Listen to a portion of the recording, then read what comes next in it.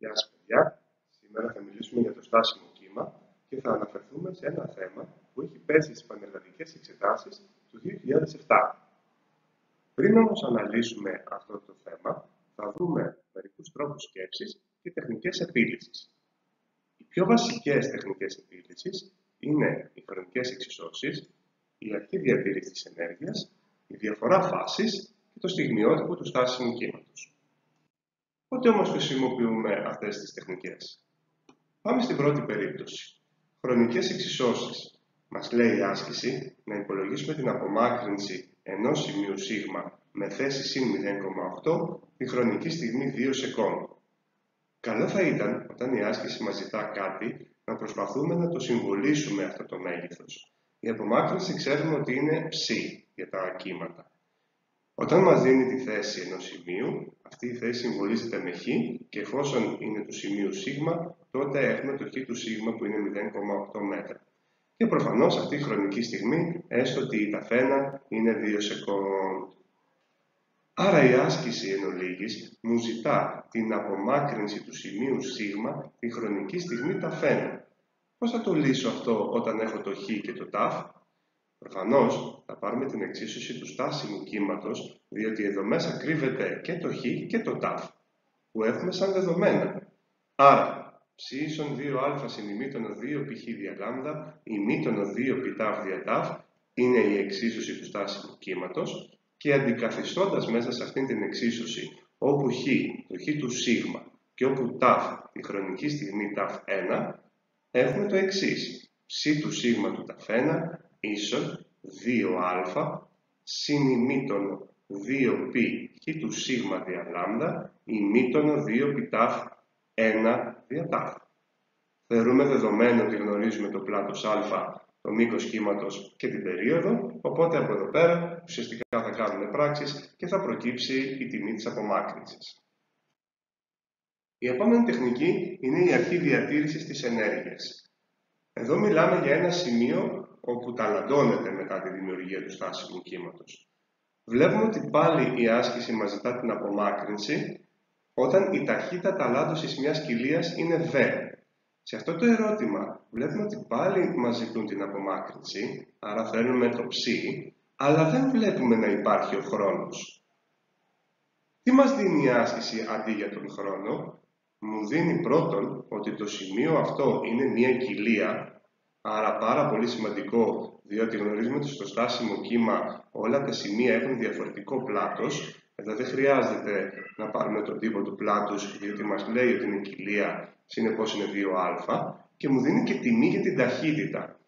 Μου δίνει ότι η ταχύτητα δηλαδή της κοιλίας, έστω ότι είναι v. Πώς μπορώ τώρα να βρω την απομάκρυνση? Πώς συνδέεται το ψ, το πλάτος και το v? Μα προφανώς από την αρχή διατήρησης της ενέργειας.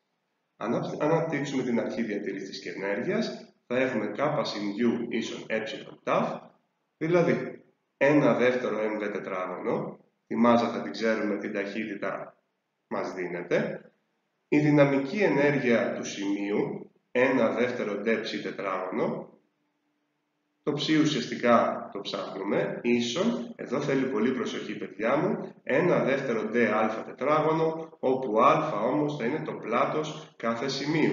Εδώ μιλάμε για το πλάτος της κοιλίας, άρα το έχουμε έτοιμο 2α. Λύνουμε πάλι ως προς ψ, κάνουμε τις πραξούλες και προκύπτει η απομάκρυνση του σημείου. Επόμενη κατηγορία είναι η διαφορά φάσης.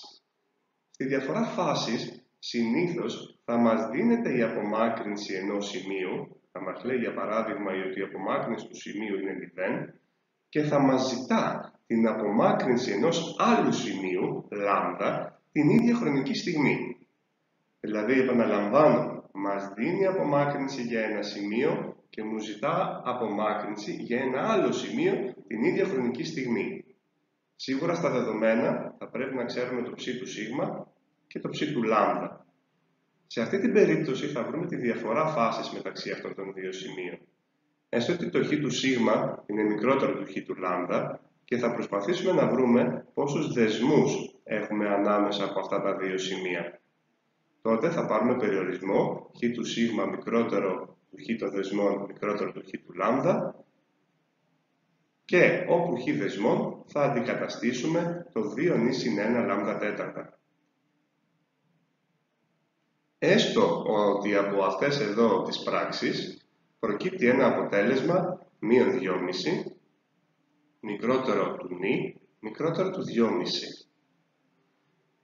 Εδώ διαλέγουμε τους εξής αριθμούς. Διαλέγουμε τους ακέραιους αριθμούς που υπάρχουν ανάμεσα σε αυτά εδώ τα δύο πεδία. Άρα, ποιοι είναι οι ακέραιοι αριθμοί? Μείον 2, μείον 1, 0, 1 και 2. Πόσους δεσμούς έχουμε ανάμεσα από εδώ πέρα? Έχουμε 1, 2, 3, 4, 5. 5 δεσμοί. 5 δεσμοί. Τι σημαίνει αυτό από τη θεωρία? 5 δεσμοί σημαίνει ότι η διαφορά φάσης των δύο σημείων είναι π ρad. Η θεωρία λέει ότι όταν έχουμε περιττό αριθμό δεσμών ανάμεσα από δύο σημεία, η διαφορά φάσης είναι π.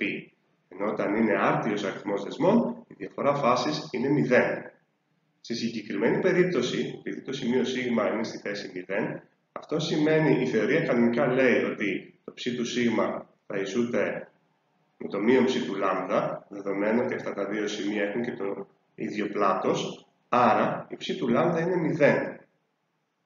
Αν όμως μας ζητούσε και το πρόσημο της ταχύτητας, αν δηλαδή μας έλεγε ότι η v του σ είναι συν Vmax, τότε, επειδή είναι σε αντίθεση φάσης, θα έχουν διαφορετικό πρόσημο και η v του λάμδα θα ισούται με μείον Vmax.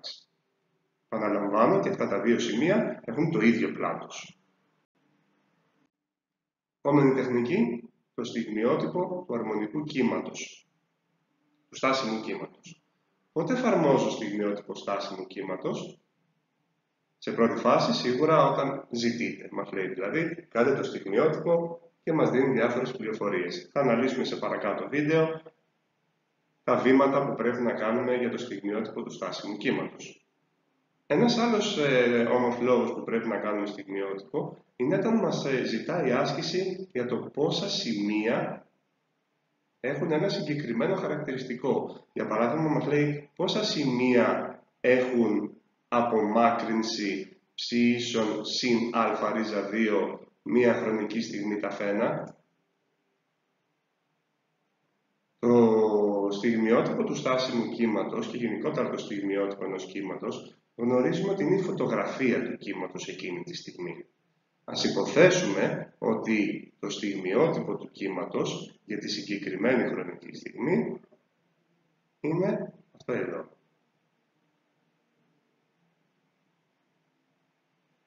Εδώ είναι το πλάτος 2α, ηλία. Έχουμε κάνει ένα στιγμιότυπο που τα σημεία βρίσκονται σε ακραίες θέσεις. Εδώ είναι η δεσμή μας, διαρκώς ακίνητη. Και βλέπουμε ότι εμείς θέλουμε σημεία που έχουν απομάκρυνση συν α ρίζα 2. Τραβώντας μία ευθεία γραμμή, βλέπουμε τα σημεία που έχουν απομάκρυνση α ρίζα 2 είναι 1, 2, 3. Άρα του λέμε από το στιγμιότυπο 3 σημεία έχουν απομάκρυνση α ρίζα 2. Πάμε να δούμε τώρα πώς αυτές οι τεχνικές μπορούν να εφαρμοστούν στις πανελλαδικές εξετάσεις του 2007. Διαβάζω την εκφώνηση, μας λέει ότι σε μία φορδή δημιουργείται στάσιμο κύμα, η εξίσωση του οποίου είναι ψ ίσον 10 συν ημίτονο π/χ τέταρτα ημίτονο 20 πιτάφ. Εδώ θέλει τεράστια προσοχή, μας δίνει η άσκηση ότι το χ και το ψ είναι σε σαντιμέτρη. Ξαναγράφουμε την εξίσωση για να πάρουμε τα δεδομένα. Άρα έχουμε ψ ίσον 10 συν ημίτονο π/χ τέταρτα ημίτονο 20 πιτάφ. Για να πάρουμε τις πληροφορίες από μια τέτοια εξίσωση, θα γράψουμε τη γενική μορφή του στάσιμου κύματος 2 π/χ δια λάμδα ημίτονο 2 π τάφ δια τάφ και θα πάρουμε τις πληροφορίες. Προσοχή στις μονάδες μέτρησης. Άρα, η πρώτη πληροφορία μας λέει ότι το 2α ισούται με 10. Το τι είναι 10 cm. Οπότε το α σκέτο θα είναι 5 επί 10 εις τη μείον 2 μέτρα. Αυτό είναι το πλάτος από τα κύματα που δημιουργούν το στάσιμο. Συνεχίζουμε, συγκρίνουμε το δεύτερον όρο, άρα έχουμε 2 π διαλάμδα ίσον π τέταρτα. Από εδώ κάνοντας πράξεις θα προκύψει ότι το λάμδα είναι 8 cm, δηλαδή 8 επί 10 στη μείον 2 μέτρα. Στη συνέχεια, 2 π τάφ δια τάφ ισούται με 20 π τάφ, άρα προκύπτει ότι η συχνότητα του κύματος ισούται με 5 Hz. Άρα έχουμε όλα τα δεδομένα που χρειαζόμαστε για να λύσουμε ένα στάσιμο κύμα. Κάνοντας αυτή την ανάλυση από την εξίσου του στάσιμου κύματος, έχουμε σχεδόν λύσει το α ερώτημα. Μου ζητάει το μέγιστο πλάτος της ταλάντωσης. Το μέγιστο πλάτος της ταλάντωσης γνωρίζουμε ότι είναι 2α, δηλαδή 10 cm. Μου ζητάει τη συχνότητα, άρα την έχουμε βρει 5 Hz. Μου ζητάει και το μήκος κύματος, άρα προσοχή 8 cm, 8 επί 10 στη μείον 2 μέτρα. Συνεχίζοντας το β ερώτημα, η άσκηση μου ζητά τις εξισώσεις των δύο κυμάτων που παράγουν το στάσιμο κύμα. Το στάσιμο κύμα δημιουργείται από δύο πανομοιότυπα κύματα, τα οποία διαδίδονται στην ίδια διεύθυνση, αλλά έχουν αντίθετη φορά. Δηλαδή, είναι κύματα τα οποία είναι της μορφής ψ1 ίσον α ημίτονο 2π τ δια τ μείον χ δια λάμδα, αυτό που πηγαίνει προς τα δεξιά, και α ημίτονο 2π τ δια τ συν χ δια λάμδα, το κύμα το οποίο διαδίδεται προς τα αρνητικά. Γνωρίζουμε το πλάτος. Το πλάτος εδώ, προσοχή, δεν θα είναι το 10 cm, το πλάτος θα είναι το 5 cm, δηλαδή θα την καταστήσουμε το 5 επί 10 στη μείον 2 μέτρα. Τα γνωρίζουμε όλα, κάνουμε μια αντικατάσταση και τελειώνει το ερώτημα β. Πάμε να δούμε όμως, γιατί έχει μεγαλύτερο ενδιαφέρον, στο ερώτημα γ. Στο ερώτημα γ, η άσκηση μου ζητά την ταχύτητα ενός σημείου, ας το βαφτίσουμε σ, τη χρονική στιγμή ταφ ίσον 0,1 σεκόντ, εάν η θέση, άρα πρέπει να σκεφτόμαστε και πώς συμβολίζεται, η θέση αυτού του σημείου σ είναι 3 cm από το σημείο ω. 3 cm σημαίνει 0,03 μέτρα. Ποια τεχνική επίλυσης πιστεύετε ότι πρέπει να εκτελέσουμε εδώ πέρα? Μα προφανώς την πρώτη περίπτωση, τις χρονικές εξισώσεις. Γράφουμε την εξίσωση της ταχύτητας, τη χρονική εξίσωση της ταχύτητας, ω επί 2α συν ημίτονο 2π χ του σίγμα δια λάμδα ημίτονο 2π, συγγνώμη, έχω κάνει ένα λάθος, στην εξίσωση δεν είναι ημίτονο, είναι συν ημίτονο 2π ταφ 1 δια ταφ. Εδώ γνωρίζουμε όλα τα δεδομένα, και το μέγα, και το α, και το χ του σίγμα και το λάμδα, κάνουμε πραξούλες και προκύπτει το αποτέλεσμα. Στη συνέχεια της άσκησης θα λύσουμε το δέλτα ερώτημα από το θέμα των πανελλαδικών εξετάσεων, το οποίο δέλτα ερώτημα μας ζητά τον αριθμό των κοιλιών. Ο αριθμός των κοιλιών ζητείται ανάμεσα από δύο σημεία α και β, όπου το σημείο α έχει θέση 3 cm και το σημείο β έχει θέση 9 cm. Η άσκηση μου ζητά τον αριθμό των κοιλιών μεταξύ αυτών των δύο σημείων. Άρα, όταν θα πάρουμε τον περιορισμό χα μικρότερο χ κοιλιών μικρότερο χ β, δεν θα πρέπει να βάλω την ισότητα εδώ πέρα, διότι δεν μας ενδιαφέρουν και τα άκρα. Οπότε, αντικαθιστώντας, θα έχουμε 3 cm μικρότερο του νη λάμδα δεύτερα. Το λάμδα θυμίζω ότι το είχαμε βρει 8 cm δια 2, μικρότερο του 9 cm. Εάν κάνουμε τις πράξεις, 8 δια 2, 4, διαιρώνουμε το 4, άρα από το άλλο μέλος θα προκύψει 0,75, μικρότερο του νη, μικρότερο του 9 τέταρτα, δηλαδή 2,25. Από εδώ, όπως έχουμε πει, θα πρέπει να διαλέξουμε τους ακέραιους αριθμούς. Άρα έχουμε τον ίσον 1 και τον ίσον 2. Πόσες κοιλίες δηλαδή έχουμε ανάμεσα από το α και το β? Έχουμε 2 κοιλίες. Πάμε να δούμε όμως τι θα κάναμε εάν η άσκηση μου έλεγε το εξής, σε ένα υποθετικό ερώτημα. Από εδώ και κάτω τα ερωτήματα που βάζω είναι επιπλέον για να δούμε πώς θα κινηθούμε σε αυτά. Ας υποθέσουμε ότι μας ζητούσε το εξής. Εάν το σημείο α έχει απομάκρυνση 0, να βρούμε την απομάκρυνση του σημείου β την ίδια χρονική στιγμή. Για σκεφτείτε σε αυτή την περίπτωση τι θα έπρεπε να κάνουμε, ποιες τεχνικές από τις 4 που δείξαμε θα έπρεπε να διαλέξουμε. Προφανώς τη διαφορά φάσης. Θα έπρεπε να βρούμε και τους δεσμούς που υπάρχουν ανάμεσα από αυτά τα δύο σημεία και καλό θα ήταν να ελέγξουμε και αν αυτά τα δύο σημεία είναι κοιλίες ή δεσμοί. Άρα έχουμε το α τόνους του σημείου α, το πλάτος δηλαδή του σημείου α, είναι 2α απόλυτο συνημήτωνο του 2π χ του α δια λάμδα. Κάνοντας πραξούλες έχουμε 2α συνημήτωνο του. Το χ του α από το προηγούμενο ερώτημα είναι 3 cm. Το λάμδα το έχουμε βρει 8 cm. Και από εδώ προκύπτει ένα συνημήτωνο του 3π4. Το συνημήτωνο του 3π4, επειδή είναι και μέσα σε απόλυτο, μας βγάζει ρίζα 2 δεύτερα. Άρα ουσιαστικά το πλάτος του σημείου α είναι α ρίζα 2. Κάνουμε ακριβώς το ίδιο και για το σημείο β. Το πλάτος του σημείου β είναι 2α απόλυτο συνημήτωνο του 2π χ του β δια λάμδα.